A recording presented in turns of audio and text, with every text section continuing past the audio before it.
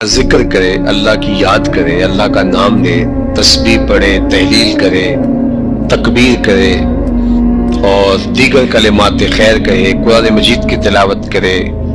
اور نمازیں پڑھے، یا جتنے بھی اعمال خیر ہیں جو ذکر کے زمرے میں آتے، جب وہ اللہ کا ذکر کرے تو اس کے دل میں ایک فرحت اور ایک خوشی محسوس،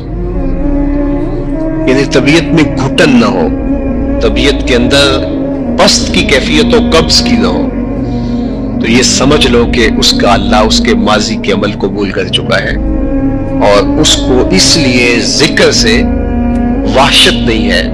کچھ لوگ ہیں وہ کہتے ہیں میں بس ذکر کرنے لگ جاتا ہوں، میرے دل کو کچھ ہونے لگ جاتا ہے، تو یہ جو گھٹن کا پیدا ہو جانا ہے، اس پر رجوع چاہیے، اس پر توبہ چاہیے۔ اس کا بھی علاج ہے۔ اگر کوئی ایسا شخص ہے کہ جب وہ کہتے ہیں کہ میں بڑے شوق سے قرآن مجید کھولتا ہوں تو بس بڑا مشکل ہو جاتا ہے میرے لیے، تسبیح پکڑتا ہوں تو مشکل ہو جاتا ہے، کئی لوگوں کو سارے کام اس وقت یاد آ جاتے ہیں، یا میں ابھی بیٹھا ہوں تو فوری دستک ہو جاتی ہے، کوئی آ جاتا ہے، تو اس کے لیے حالات پیدا نہیں ہوتے، اور اگر وہ کچھ پڑھے بھی تو اس کے لیے فرحت کی کیفیت پیدا نہیں ہوتی، تو اس کا حل یہ ہے کہ لا حول ولا قوت الا باللہ، اس کو بار بار پڑھیں، کیونکہ یہ پڑھنے سے جو ہے وہ اللہ تعالیٰ اس کو حفاظتوں کا حصار عطا کرے گا اور بیماریاں دور کرے گا۔ یہ روحانی بیماری ہے، لیکن اگر نیکی کرنے سے فرحت ملتی ہے اور خوشی نصیب ہوتی ہے تو یہ اس بات کی دلیل ہے کہ اللہ جل شانہ نے اس کے لیے آسانیوں کے راستے کشادہ کر دیے ہیں،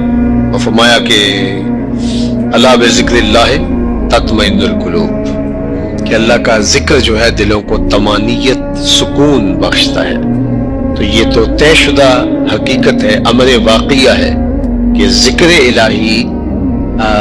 فرحت قلب کا سبب ہے، اور اگر فرحت نہیں ہے تو پھر مسئلہ ہے، یعنی آپ میٹھی چیز اگر زبان پہ رکھیں گے تو اس کی حلاوت محسوس ہوگی، اس کی مٹھاس سے آپ ایک خوشگوار فرحت محسوس کریں گے، لذت کام و دہن کی تسکین کا ساما بنے گی وہ چیز۔ لیکن اگر آپ کوئی میٹھی چیز اپنے منہ پہ رکھتے ہیں تو آپ کو کچھ بھی محسوس نہیں ہوتا، الٹا آپ کو تلخی ہونے لگ جاتی ہے، تو پھر اس کا مطلب ہے کہ آپ کو کوئی مسئلہ ہے، صفرا کی کوئی تہ چڑھ گئی ہے زبان کے اوپر، اور وہ اتنی دبیز ہے کہ وہ قوت ذائقہ کو روک رہی ہے۔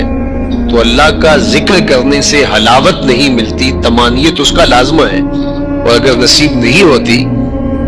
تو پھر اس کا مطلب سیدھا سیدھا یہ ہے کہ کوئی پردہ چڑھ گیا ہے دل کے اوپر،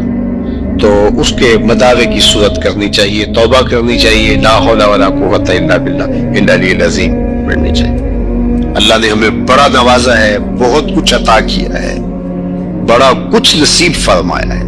جس طرح کی میری اور آپ کی زندگی گزرتی ہے، ماضی میں تو بادشاہوں کی زندگی بھی اس طرح کی نہیں گزرتی تھی، وہ بھی گھوڑے کے اوپر سفر کرتے تھے، ہم تو گاڑیوں کے اوپر ٹھنڈے ماحول میں سفر کرتے ہیں۔ یہ پرانے بادشاہوں کے محلات میں نے دیکھے، مختلف ممالک کے اندر اچھے اچھے بنے ہوئے، لیکن اس سے اچھے گھر، آسودہ گھر آپ لوگوں کے بنے ہوئے، تو پھر اللہ نے کتنا عطا کیا ہے۔ وہ ماضی کے اندر ہم سنتے تھے کہ فلاں فلاں فلاں کو میسر تھا، آج سب کچھ آپ کے پاس میسر ہے، لیکن ہم ناشکرے ہو گئے۔ آج ہمارا سب سے بڑا مسئلہ شکر گزاری سے گریز کرنا ہے۔ سویر سے لے کر شام تک ہمیں یہ شکوے ہیں، اٹھتے ہوئے یہ شکوے کہ ہمارے پاس یہ نہیں، ہمارے پاس یہ نہیں، ہمارے پاس یہ نہیں، ہمارے پاس یہ نہیں۔ کبھی یہ بھی گننا شروع کریں کہ میرے اللہ نے مجھے یہ بھی عطا کیا، میرے اللہ نے مجھے یہ بھی عطا کیا، میرے اللہ نے مجھے یہ بھی عطا کیا۔ ہم نے تو جب سے ہوش سنبھالی یہاں آسودگی دیکھی ہے، بچپن ہمارا اچھا گزرا، جوانی اچھی گزری، لڑکپن اچھا گزرا، اب بڑھاپا بھی ٹھیک گزر رہا ہے، لیکن یہ کتنے لوگ ہیں کہ جنہوں نے پوری زندگی مشقتوں میں گزاری، لیکن اس کے باوجود وہ بات بات پہ الحمدللہ کہہ رہے ہیں، اور ہم کہتے ہیں کہ بس جس کے پاس 3-4 کروڑ کی گاڑی بھی ہے، 10 کروڑ کا بنگلہ بھی ہے، بینک بیلنس بھی ہے، اللہ تعالیٰ نے 16 کڑیل جوان بیٹے بھی دیے ہیں، اللہ تعالیٰ نے گھر کو آبادیاں دی ہیں، خوشیاں دی ہیں، صحت دی ہے، थोड़ा सा डॉलर ऊपर नीचे हो गया तो वो कहता है जी बस बुरा हाल हो गया। अल्लाह का शुक्र अदा करना सीखे, उसकी रजा के दायरे में रहे। ये ना देखे कि क्या नहीं है, ये देखे क्या है। मेरे और आपके आका व मौला ने कितना खूबसूरत इरशाद फरमाया, उन्ज़ुरू इला मन हुवा अस्फल मिनकुम,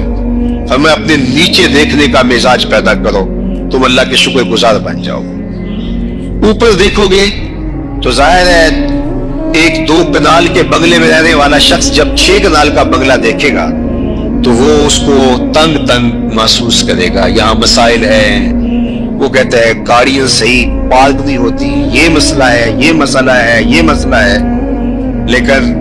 वो जो 3 मरले के किराए के घर में रहते हैं, अगर उसको देखेगा तो इसकी आंखों से तशक्कुर के आंसू टपकेंगे कि मेरे मालिक तूने मुझे क्या अता कर,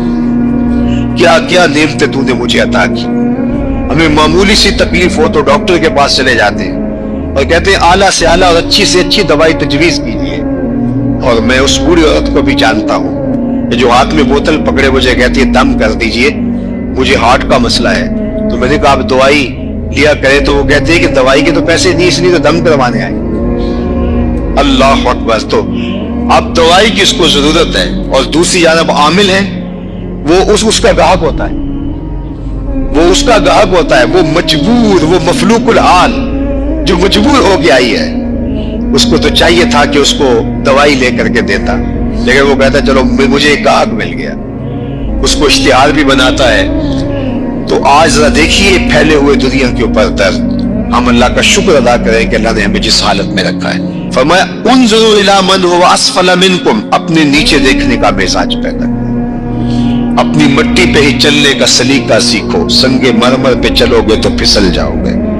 ऊपर ही देखना है, नीचे देखना ही नहीं है। तो जब बात आई दीन की तो उस वक्त हम अपने नीचे देखते हैं, फलां बख्शा गया तो हम भी बख्शे जाएंगे। अच्छा अगर वो ना बख्शा गया तो क्या कहानी है? हमें बताया गया है दीन में अपने ऊपर देखो, यार फलां इतने मर्तबे, इतने नवाफिल भी इसको नसीब है, शराक भी, तहज्जुद भी, फलां भी, बिल्कुल वो रिज़्क़ हलाल कमाता है, मशकूक पैसा अपने माल में शामिल नहीं होने देता, उसकी तरफ देखो। वहां हम नीचे देखते, देखो फलां तो दिन रात लूट रहा है, तो कोई बात नहीं, हमने भी 2 कमा लिए तो क्या हुआ। और जो जब बात दुनिया की आती है उस वक्त हम ऊपर देखते हैं, जबकि हमें कहा गया दुनिया में अपने नीचे देखो, दीन में अपने ऊपर देखो, सौखे हो जाओ। तो अल्लाह की नेमतों पर शुक्राने का मिजाज पैदा करो। आप घर जाते हैं, जब भूख लगती है तब खाना मिल जाता है। वो भी है कि जिनको दिन में 1 मरतबा खाना मुश्किल से मिलता है। हमने बहुत बुरे हालात देखे और लोगों को शाकिर पाया, साबिर पाया। सीरिया के अंदर वो जो 40 लाख लोग पड़े हुए, आप वहां से गुजर जाए तो बाद में जीना मुश्किल हो जाता है। वहां